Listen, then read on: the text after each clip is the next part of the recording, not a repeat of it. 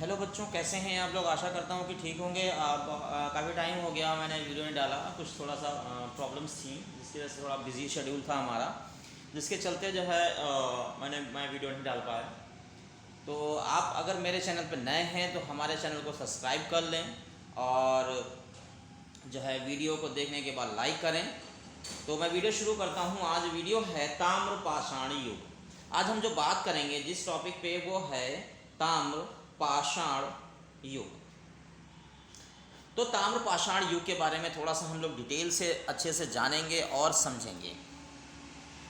तो जिस काल में मनुष्य ने पत्थर यानी जिस काल में मनुष्य ने पत्थर एवं तांबे के औजारों के साथ साथ प्रत्येक जो है उस काल को ताम्र पाषाण काल ही कहते हैं। यानी जो साथ प्रयोग किया, यानी जिस काल में मनुष्य में पत्थर एवं तांबे के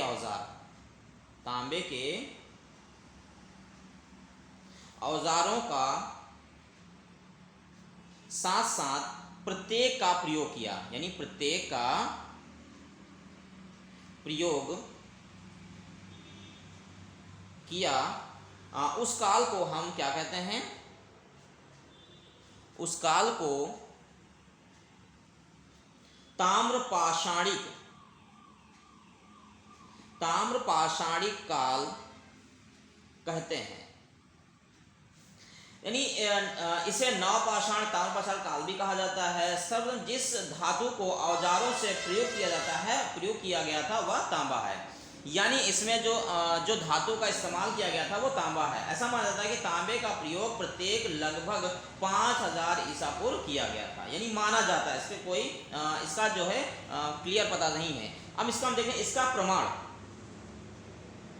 जो प्रमाण है, इसका प्रमाण अति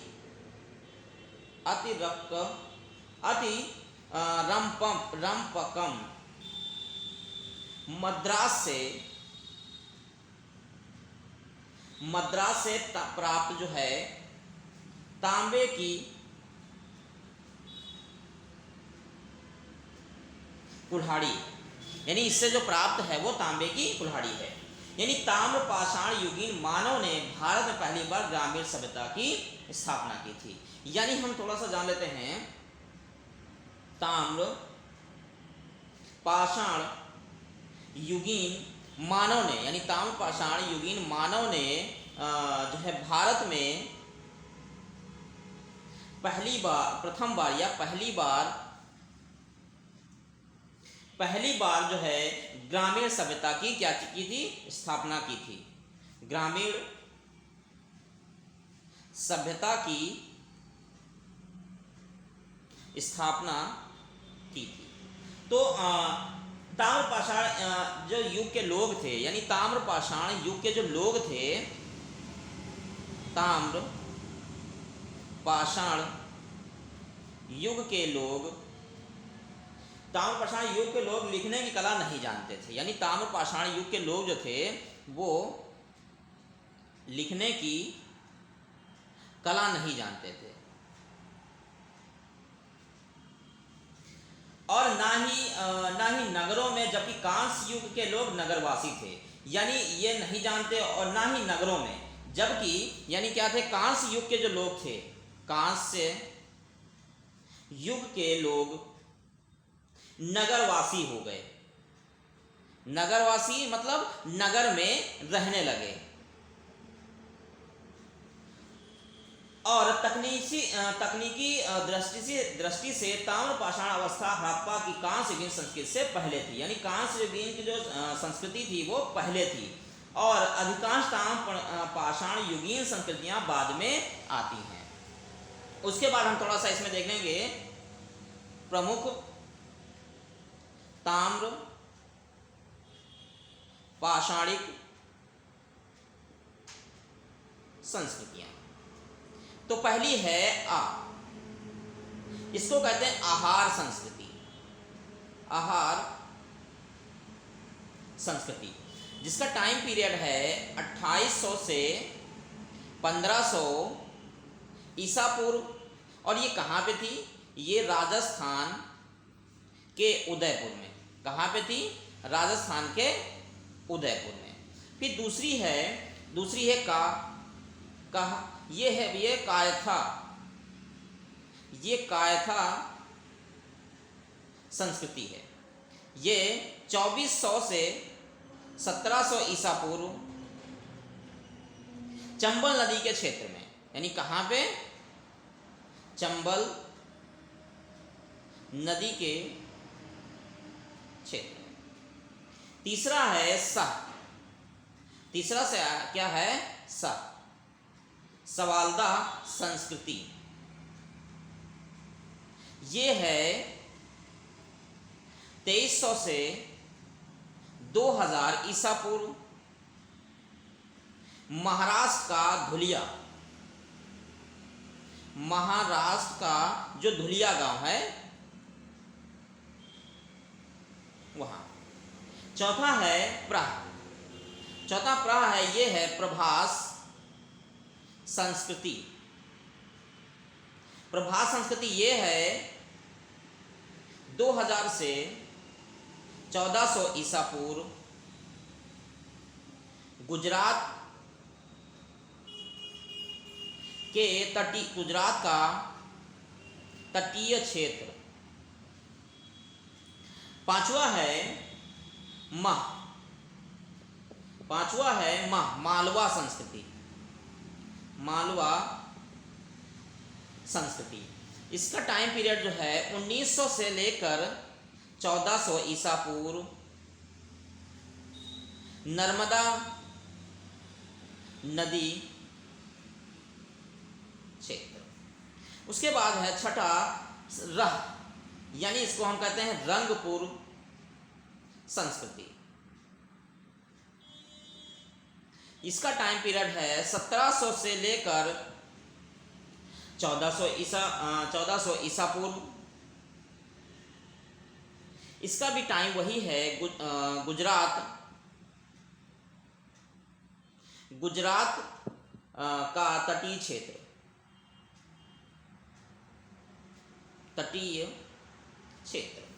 उसके बाद इसका 7 नंबर है जैवरो संस्कृति। इसका टाइम पीरियड जो दिया है वो 1500 से लेकर 900 ईसा पूर्व। और ये कहाँ पे है? महाराष्ट्र का दैमावादवा इनाम गांव, यानी कहाँ है ये? दैमावादवा इनाम गांव। इसके बाद हम देखेंगे जो है विश्व ताम्र संस्कृतियाँ। सबसे पहली है जो हमारी लक्षण और सभ्यता नदी, मेसोपोटामिया, मिस्र, चीन और भारत। नदी दजला व फरात थी मेसोपोटामिया में, मिस्र में नील नदी थी, चीन में हांगो नदी थी और भारत में सिंधु नदी थी।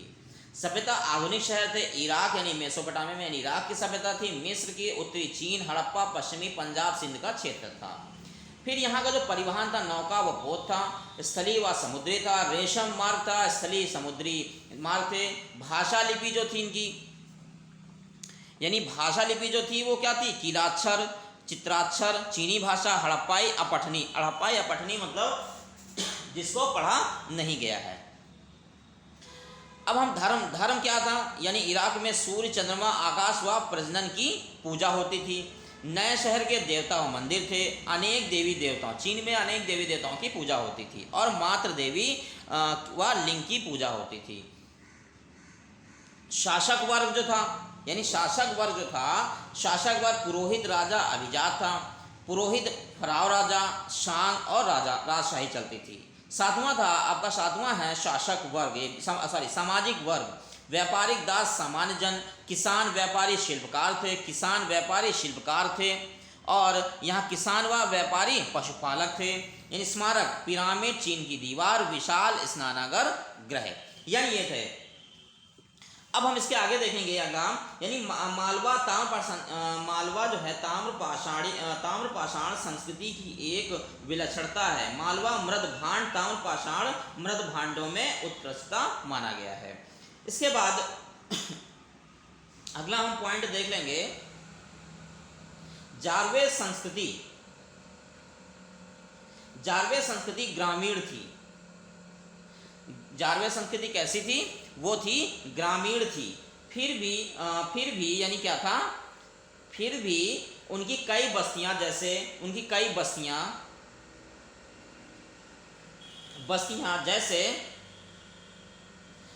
कई बस्तियां जैसे क्या थी, दैमाबाद और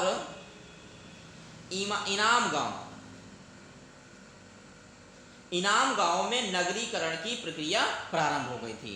इनाम गांव में क्या हो गया था? नगरीकरण की जो प्रक्रिया थी वो प्रारंभ हो गई थी। फिर जीवाश्म में बड़े दहमदाबाद है। ये लोग साधन चित्र मृदभांडों का प्रयोग है, इसमें काले व लाल मृदभांड मुख्यतः है, यानी इसमें काले व लाल मृदभांड मिले। फिर जो है अगला इसमें हम पॉइंट देखेंगे, दक्षिण भारत में नवपाषाण अवस्था परिचित है। इसमें नवपाषाणी ताम्रपाषाण संस्कृति दिया गया है। ताम्रपाषाण के युग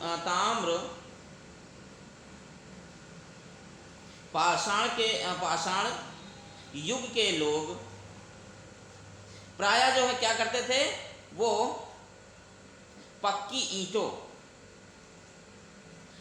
ईंटों से परिचित नहीं थे। यानी क्या थे, वो पक्की ईंटों से परिचित नहीं थे, यानी पक्की ईंटों के बारे में जानते नहीं थे। इनका प्रयोग वो कभी कभी करते थे। ताम्रपाषाणी योग लोग, जो ताम्रपाषाण युग के लोग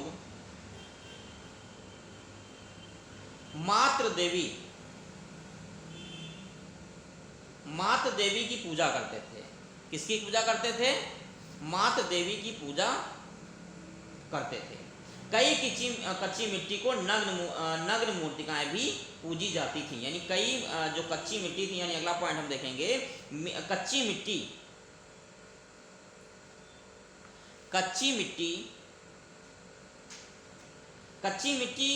को नग्न मूर्तिकाएं भी पूजी जाती थी।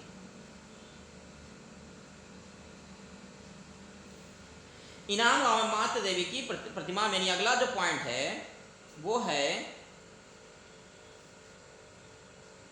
इनाम गांव में मातृ देवी की प्रतिमा मिली थी। अब इसके बाद हम देखेंगे ताम्रपाषाण युग के स्थल, यानी हम जो देखेंगे, यानी कहाँ कहाँ पे थे। ताम्रपाषाण युग के स्थल देखेंगे। ताम्रपाषाण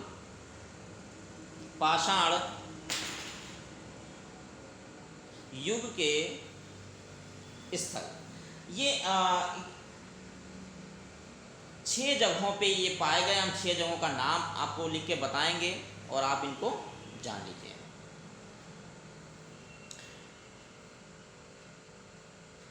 पहला है आपका बलूचिस्तान, दूसरा है आपका सिंधु,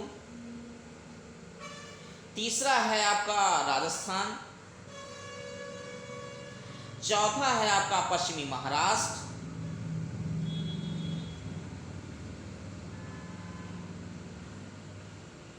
और पांचवा है आपका पश्चिमी उत्तर प्रदेश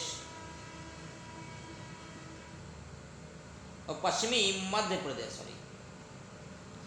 और आपका छठा है उत्तर प्रदेश। अब पहले हम देखेंगे बलूचिस्तान को। पहले हम क्या देखेंगे? बलूचिस्तान की जो मामला था वो हम देखेंगे। बलूचिस्तान पहले क्या देखेंगे? हम बलूचिस्तान को देखेंगे। तो बलूचिस्तान जो सभ्यता थी वो मेहरगढ़, नाल, कुलीवा, कोयटा में मिली। यानी बलूचिस्तान की जो सभ्यता थी, यानी वो कहाँ मिली? बलूचिस्तान सभ्यता सभ्यता में वो कहाँ थी? मेहरगढ़। मेहरगढ़ में कहाँ कहाँ थी? वो थी नाल, कुली और क्वेटा, इतनी जगहों पे पाई गई। उसके बाद हम देखेंगे सिंधु सभ्यता, यानी अगली जो है वो क्या है? सिंधु सभ्यता। ये कितनी? ये 2 जगहों पे मिली। ये कितनी जगहों पे मिली? ये 2 जगहों पे मिली। पहला था आमरी सभ्यता, आमरी सभ्यता, और दूसरा था कोट दिजियान सभ्यता, कोट दिजियान सभ्यता। उसके बाद हम देखेंगे राजस्थान सभ्यता, जो राजस्थान में जहाँ जहाँ स्थान थे वो थे 3 जगह, यानी 3 जगह थे। 3 जगह कौन कौन थे इसको हम थोड़ा सा देख लेंगे। पहला था उत्तर पश्चिम, उत्तर पश्चिमी। इसमें जो था वो सोपी सभ्यता थी, सोपी सभ्यता। ये कहाँ थी? कालीबंगन। दूसरा है उत्तर पूर्वी, उत्तर पूर्वी ये थी, ये कहाँ है? गणेश्वर सभ्यता। और ये कहाँ पे है? ये गणेश्वर में है। फिर है दक्षिण पूर्वी सभ्यता, यानी दक्षिण पूर्वी। ये कहाँ है? बनास सभ्यता में। कहाँ पे है? बनास सभ्यता। ये कहाँ की जगह कहाँ है? आहारवा, गिलुंड, ये 2 जगह हैं। उसके बाद हम देखेंगे राजस्थान की सभ्यता। राजस्थान यानी राजस्थान हो गया। उसके बाद हम पश्चिमी महाराष्ट्र देखेंगे। पश्चिमी महाराष्ट्र 2 जगहों पे इनका विस्तार था। एक था सवालदा सभ्यता। ये कहाँ थी? ये जॉर्वे में थी। फिर दूसरी थी जॉर्वे सभ्यता। ये कहाँ है? जॉर्वे जो कहाँ है वो दैमाबाद, इनाम गांव, नवासा और सोगावोन, इन जगहों पे ये पाई गई। इसके बाद आता है पश्चिमी मध्य प्रदेश, जहाँ पे यानी कौन सी सभ्यता पाई गई? वहाँ पे मालवा सभ्यता पाई गई। ये कहाँ पे जगह है? कहाँ पे है ये? दंगवाड़ा, कपाथा में ये पाई गई। अब उसके बाद हम देख लेंगे उत्तर प्रदेश। अगला जो था उत्तर प्रदेश, ये कहाँ था?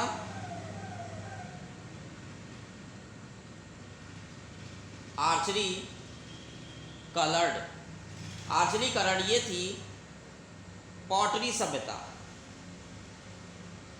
ये कहाँ पे थी?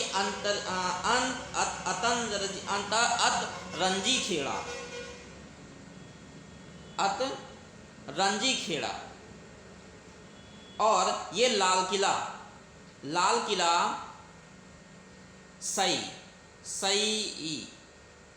ये जगह थी। अब इसको हम एक जो है डायग्राम के माध्यम से थोड़ा सा आसानी से हम समझ लेंगे और क्लियर बात समझ में आ जाएगी।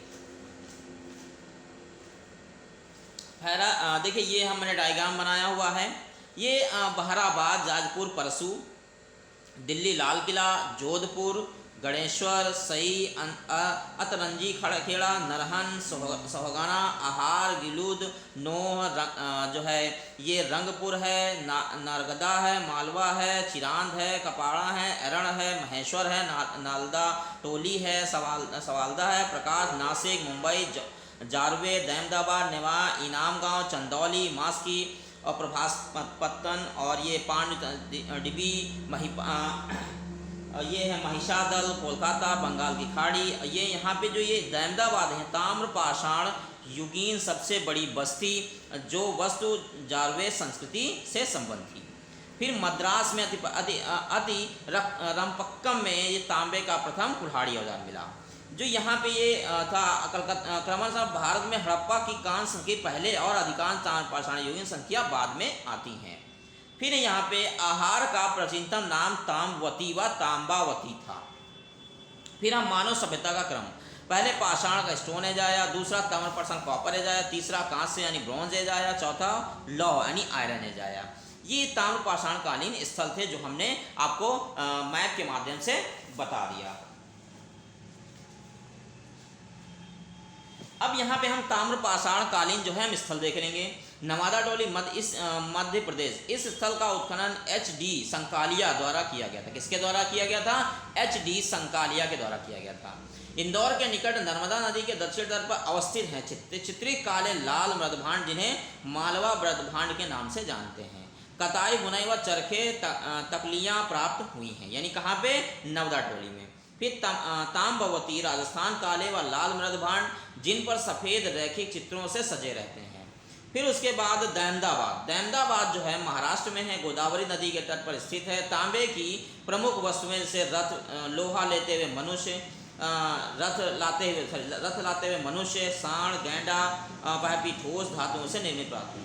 कलश सावधान के प्रमाण, कलश घरों के फर्श के नीचे रखने का प्रमाण मिला हुआ है। फिर इनाम गांव महाराष्ट्र में है। कच्ची मिट्टी के मकान व गोलाकार जो है क्या है? गोलाकार गड्ढे वाले मकान के साक्ष्य मिले हैं। फिर निवासा महाराष्ट्र, पटसन का प्रथम साक्ष्य व मृदभांड लाल तल पर काली डिजाइन वाले चाक निर्मित बर्तनों के प्रमाण मिले हैं। तो ये छोटी छोटी चीज़ें हैं जिनको आप आसानी से समझें। उसके बाद हम देखेंगे, अब आगे चलते हैं। ये सब हम सारी चीज़ें हमने देख ली।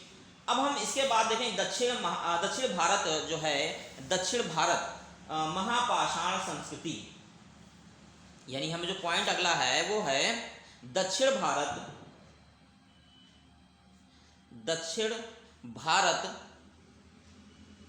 महापाषाण संस्कृति। तो प्रागैतिहासिक युग के पश्चात कई वस्तुएं ऐतिहासिक युग के आरंभ की सूचना देती है। इन जो कब्रें थीं उनको हम महापाषाण काल कहते हैं। इन्हें बड़े बड़े पत्थरों के टुकड़ों से घेर दिया जाता था। इन कब्रों में दफनाए गए लोगों ने केवल अस्थि पंजर ही बल्कि मृदभांड और लोहे की वस्तुएं भी मिली। लोग कई तरह के मृदभांडों का प्रयोग करते थे। तो जो है महापाषाण यानी जो कई तरह के जो मृदभांड है उनका हम क्या करते थे? उनका इस्तेमाल करते थे। क्या करते थे? उनका इस्तेमाल जो है करते थे। तो ये बड़े अहम थोड़े छोटे पॉइंट हैं, इनको आप अच्छे से नोट करेंगे तो आसानी होगी आपको जो है करने में। इसके बाद इसका जो हम पॉइंट देखेंगे, यानी महापाषाणिक लोग, यानी महापाषाणिक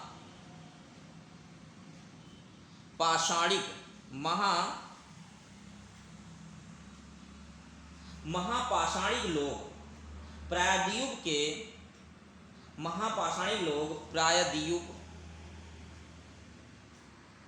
के समूचे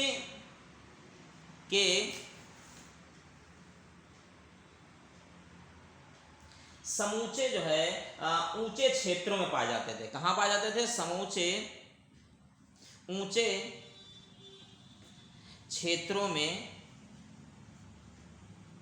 पाए जाते हैं। लेकिन उनका जमाव पूर्ति आंध्र व तमिलनाडु के में अधिक प्रतीत होते हैं। लेकिन उनका जो जमाव है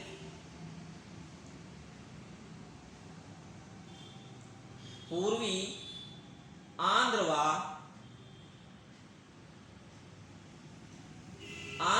तमिलनाडु में अधिक प्रतीत होता है। तमिलनाडु में अधिक प्रतीत होता है। तो जो हम ये देख लेते हैं महापाषाणिक संस्कृति का आरंभ, यानी अगला पॉइंट हम देखेंगे महापाषाणिक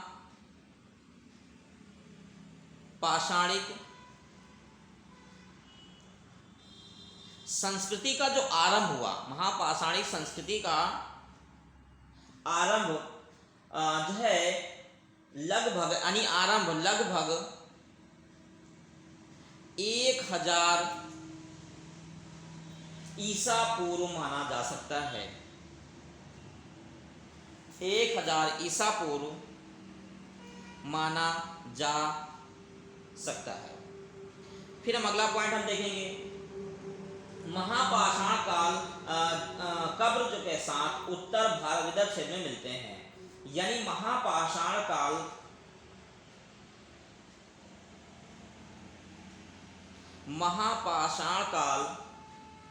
कब्र महापाषाणिक कब्र थे कब्र दक्षिण भारत के साथ दक्षिण भारत के साथ जो था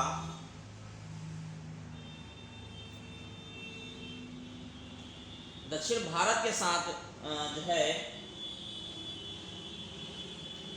दक्षिण भारत के साथ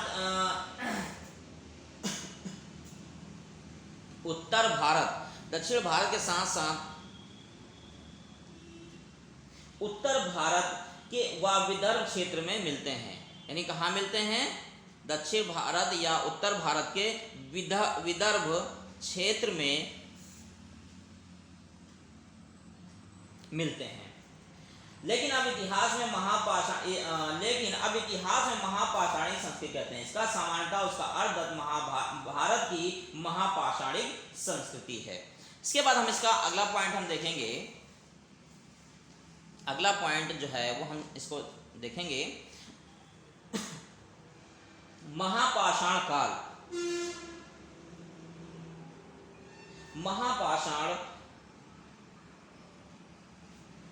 मेगालिथ शब्द यानी मेगालिथ शब्द अंग्रेजी भाषा के मेगालिथ शब्द अंग्रेजी भाषा के मेगालिथ शब्द का हिंदी यानी मेगालिथ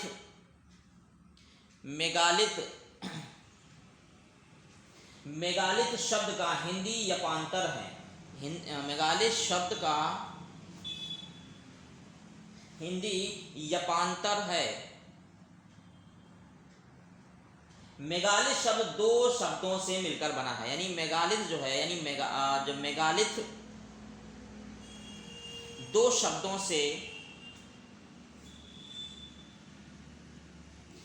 शब्दों से मिलकर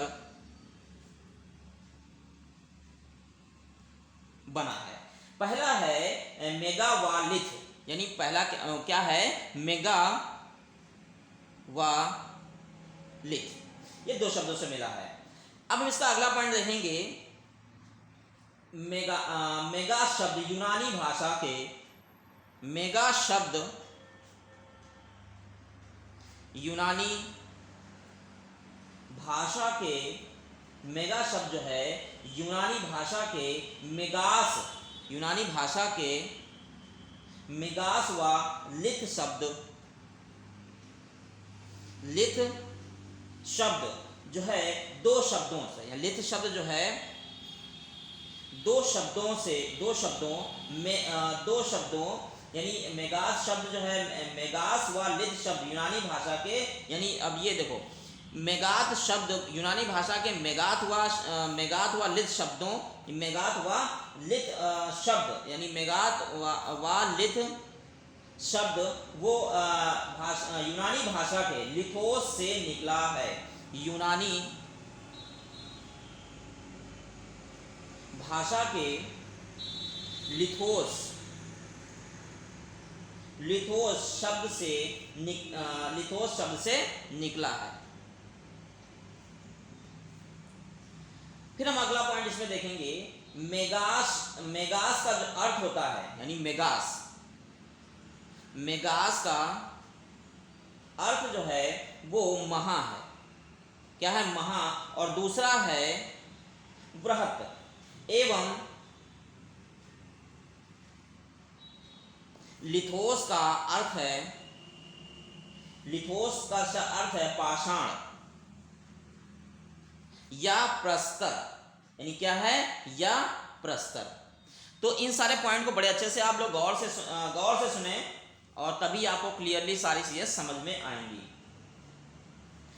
फिर हम आगे देखेंगे मेगालिथ से आशय बड़े बड़े मेगालिथ है, यानी अब मेगालिथ से आशय क्या है, मेगालिथ से आशय,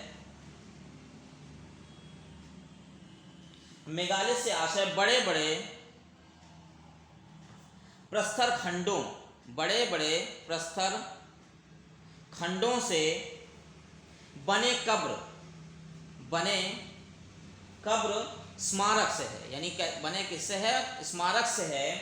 मेगालिथ का निर्माण मृतकों को दफनाने के लिए, यानी मेगालिथ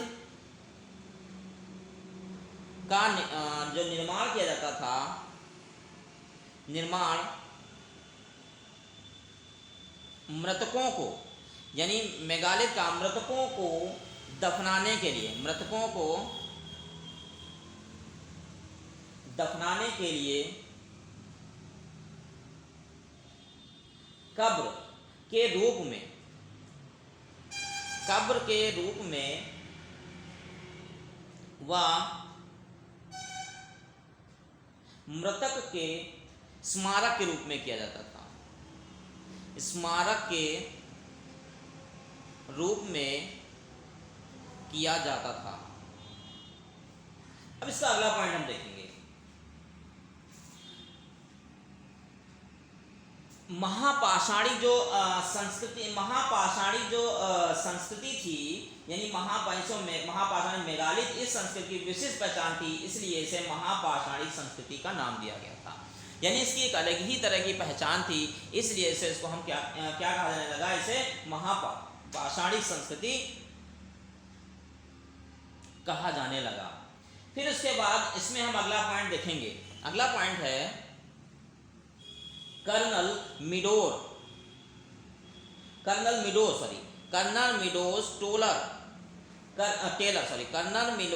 टेलर, यानी ने 1852 और 1852 ईस्वी में कर्नाटक राज्य के गुलबर्गा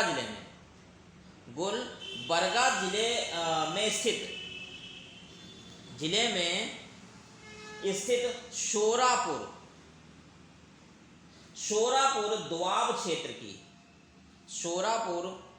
दोआब क्षेत्र की महापाषाण कब्र स्मारक के उत्खनन का विवरण प्रकाशित किया। यानी स्मारक का उत्खनन मतलब उसका खोजबीन करी और उत्खनन का विवरण जो था, यानी उसका डिस्क्रिप्शन जो था, वो उन्होंने प्रकाशित किया, उत्खनन का विवरण प्रकाशित किया।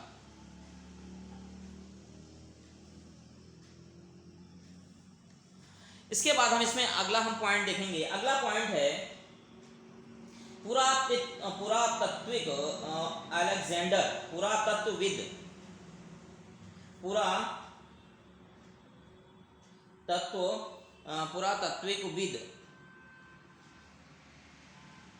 अलेक्जेंडर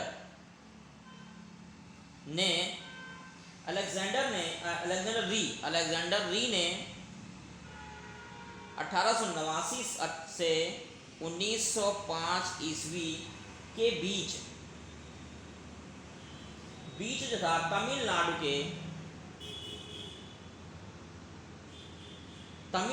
के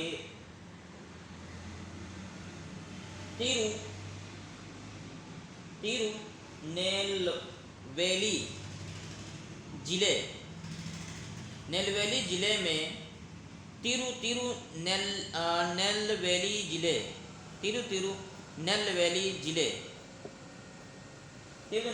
जिले में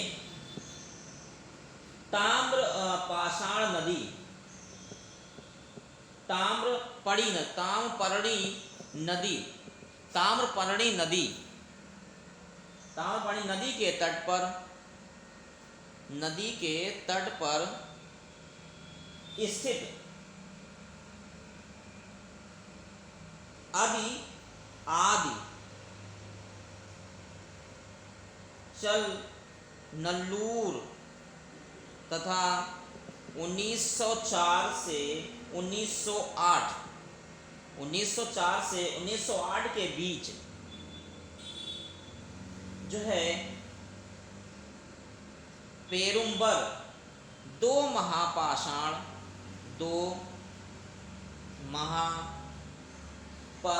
स्थल का उत्खनन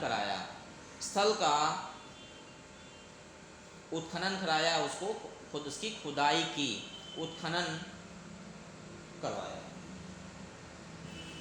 फिर उसके बाद इसका अगला पॉइंट है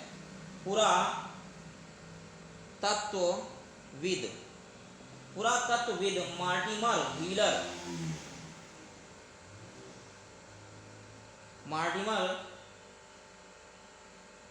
हीलर ने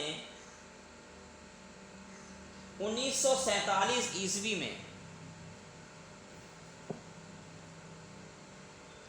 कर्नाटक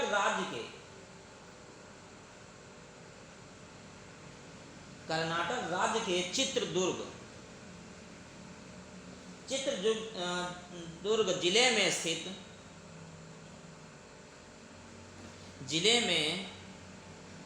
स्थित ब्रह्मगिरी का उत्खनन कराया।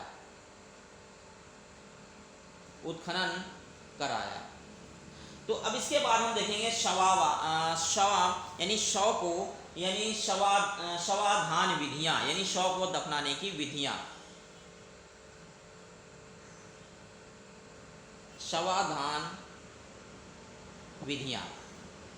तो इसमें थी, सबसे पहली जो थी वो है आंशिक शवाधान।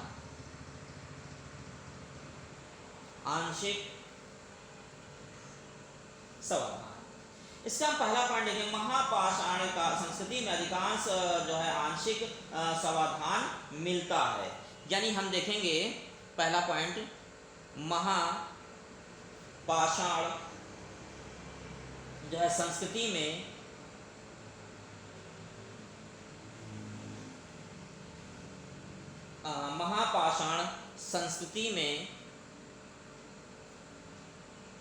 में अधिकांशतः मृतकों का आंशिक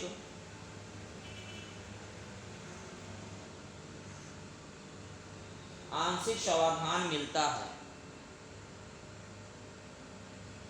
दक्षिण भारत में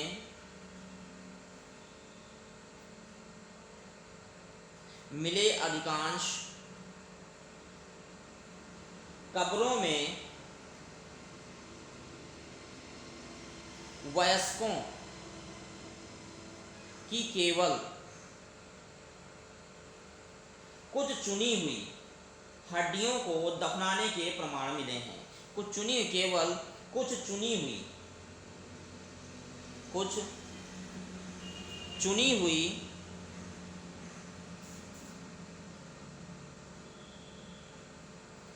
हुई हड्डियों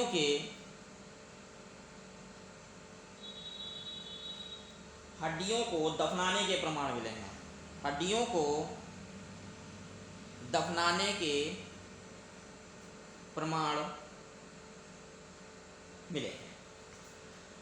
इसका अगला हम पॉइंट चेक करेंगे और देखेंगे खोपड़ी,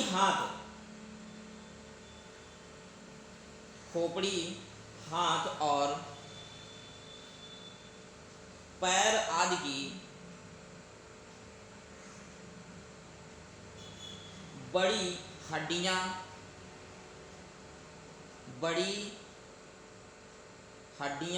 ही प्रायः दफनाई हुई मिलती हैं। यानी बड़ी हड्डियां ही प्रायः दफनाई हुई मिलती हैं।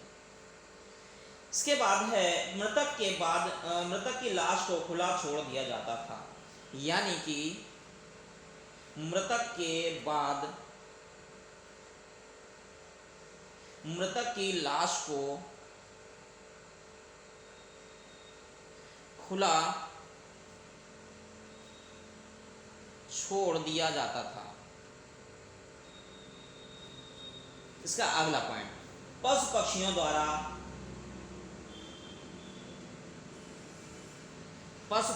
द्वारा मांस के खा लेने के बाद शेष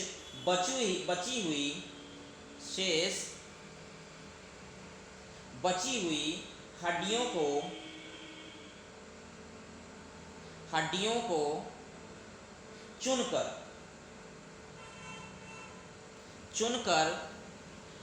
उन्हें कब्र में रख दिया जाता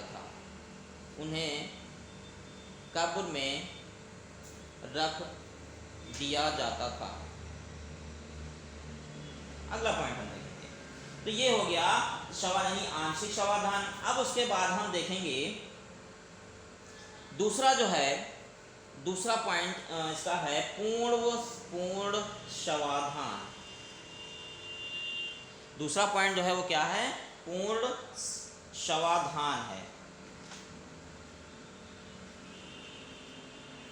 पूर्ण शवाधान क्या है? नागार्जुन कोंडा मस्की आदि,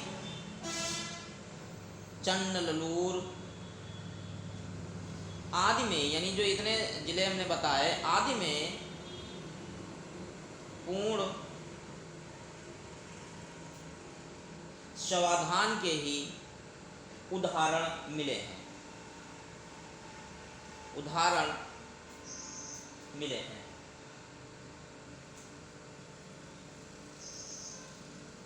इसका यानी पूर्ण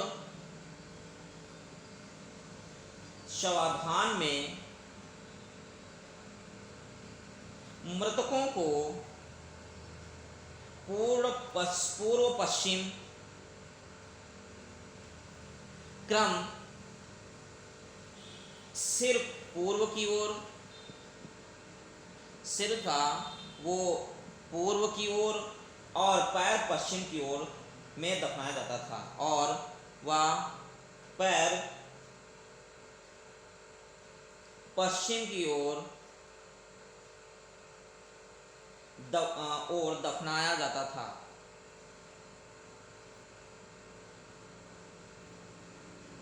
इसका अगला पॉइंट देखेंगे। मृतक जो होते थे, मृतक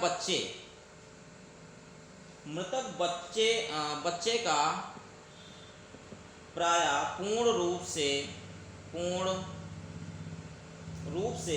बड़े बड़े घड़ों कलशों में भरकर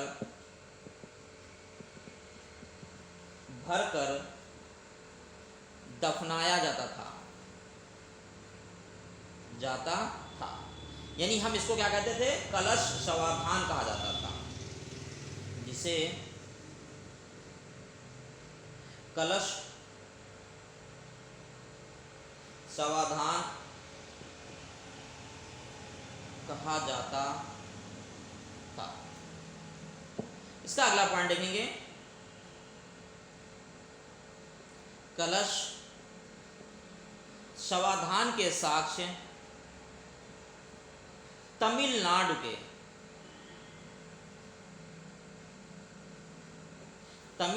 के चिंगलपट्टू आदि क्षेत्र में मिले हैं। इसका हम पॉइंट हम लोग देखेंगे, वो है अंत्येष्टि सामग्री। यानी कि अब हम इसका जो है क्या है, अंत्येष्टि सामग्री देखेंगे।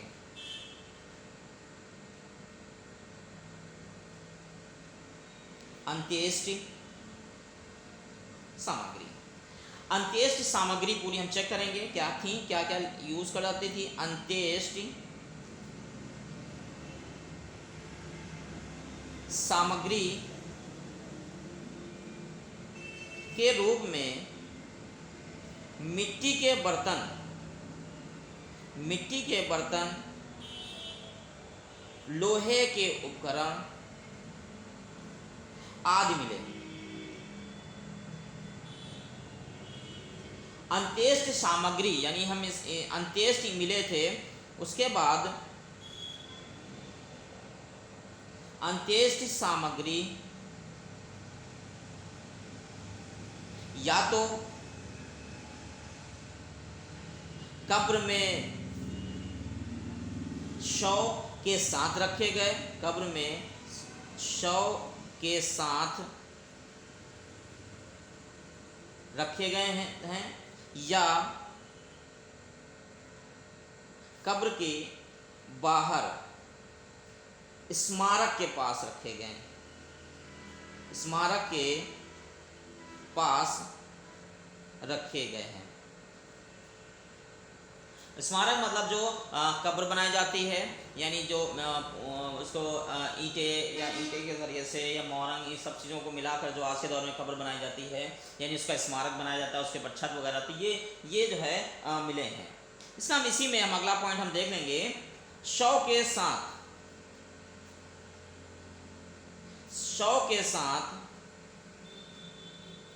अंत्येष्टि सामग्री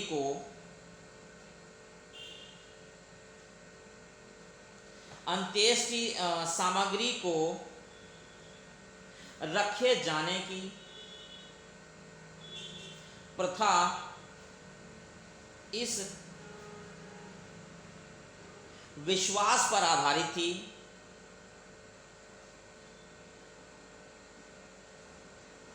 कि जो है मृतात्मा को परलोक में उन सभी वस्तुओं की आवश्यकता पड़ती थी, वस्तुओं की